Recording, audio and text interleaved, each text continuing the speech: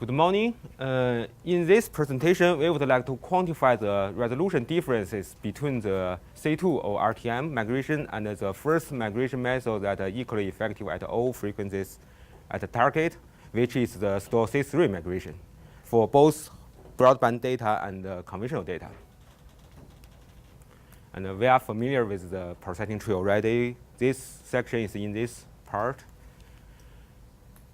From previous presentations, we know in principle the conventional C2 and the store C3 migration should be different in terms of treat the different frequency equally. But how significant will be the difference? So in this presentation, we would like to compare the structure resolution differences with the conventional and broadband data between C2 and C3, and make quantified comparison, the comparison with numbers. So as we already know, the migration or wave theory migrations all have two components: the image principle and the wave propagation model. In this presentation, we would like to focus on the first factor, is the image principle only, because we would like to isolate the impact of the image principle itself. So we would like to use the as simple as possible velocity model and as perfect as possible implementation for both C2 and C3. Also, we focus on only the structure resolution difference in this presentation. We will not talk about the amplitude differences. And also, the second component, the wave propagation model, will not be left behind. That component will be talked in one of our later presentations in the same section. Yeah.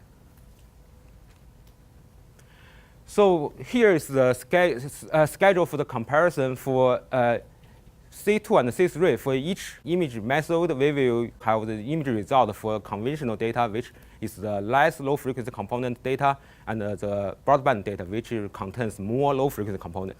And we will have a number for each result. So 2 by 2, we have 4 results. We will have a number for each result. And then we will compare for each method the two numbers for conventional and broadband data to see how many benefits we can get from more low frequency component. Or if the method treat all frequencies equally, we should get more benefit from low frequency component. If not, just less.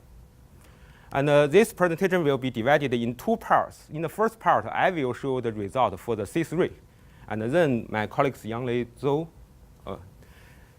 he will show you the result for the C2 or migration part. The number I mentioned to quantify the resolution differences for each result will be the relative amplitude of the first set lobe. What does that mean? I will show you in detail later. So as I mentioned, we use a very simple velocity model for our synthetic data. That is just the C0 over C1 reflector model. And here's the spectra for the synthetic data we use in these comparisons. The data from data 1 to data 3 is the broadband data, conventional data, and even less low frequency component data.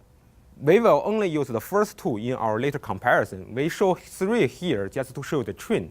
What will be the difference if we contain even less low frequency component in our data? So from the 1, 2, 3, we can see the first one, the blue one, is in fact a Ricker wavelet. And the conventional data, which contains less low frequency, we just filter out some low frequency component from the Ricker wavelet. So we can see the spectrum is identical above the 30 Hertz and below 30 Hertz with some low frequency lost. And we do more, we just filter out more low frequency components, so we get the third one. Before we go to image, let's look at what's the resolution differences in the data itself in time domain. So here's the wavelet for the data in the time domain for 3 data sets. The blue one is from 1 to 3, the blue, red, and the purple is the broadband, conventional, and even less low frequency component data. And first, we can see the resolution from 1 to 3 is lower and lower. And second, we found that for the side lobe, it's different. For the broadband data, we have only one side lobe, the Ricker. And for the conventional data, less low frequency component, we start to have the second side lobe. And if we got an even less low frequency component, we start to have the third side lobe. Maybe not very clear, but we have that. So that gives us an indication. And instead of we can represent the resolution difference by the side lobe. That is why we designed a number, just the relative amplitude for the first side lobe, to represent the resolution differences for the data. This is how to calculate that. First, we normalize the wavelet by the peak amplitude. So now the largest value for each one are 1 because normalized. Then we measure the amplitude, relative amplitude of the first side lobe. For example, this is 0.45, this is 0.61, this is 0.7. And now, as I said, we can look at the differences. From the broadband to the conventional, the relatively amplitude for first side lobe changed 26%. That means by including more low frequency component in the data, the resolution improvement of difference is 26% between the broadband and the conventional data. And we can do the similar comparison between the broadband and even less low frequency component data will be 35%. Because we will only use the first two data in the comparison, so let's focus on this number, and let's write it down. So in the data, the relatively side lobe reduction by the increase, including more low frequency component is 26%. Let's remember this number. Now let's look at the resolution differences in the imaging. So here is the C3 image result for the broadband and conventional data. We can see first that the image is at the correct location. It's 1,500 meters. That's no problem. Both are correct imaging. And we can see the resolution. So broadband image resolution is better than the conventional data imaging. As we proposed, we can use a side lobe to try to represent the resolution difference. So let's look at the side lobe.